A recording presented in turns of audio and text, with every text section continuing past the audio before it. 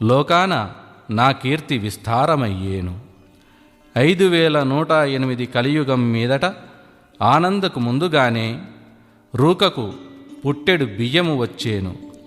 అనగా క్రీస్తు శకము 2008 సంవత్సరానికి కలియుగం ప్రారంభమై 5108 సంవత్సరములు పూర్తవుతుంది.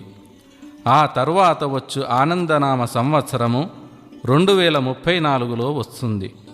కనుక కాలజ్ఞానము ప్రకారంగా 1998 నుండి ప్రారంభమవు యుద్ధాలు, ప్రళయాలు 2005 వరకు సంభవిస్తాయి. ఆ తదుపరి 2012 సంవత్సరం వరకు తీవ్రాతి తీవ్రమైన కరువు, కాటకాలు తాండవిస్తాయి. ప్రపంచ జనాభాలో 1/7 మాత్రమే ప్రజలు బ్రతికి ఉంటారు. అనంతరం 22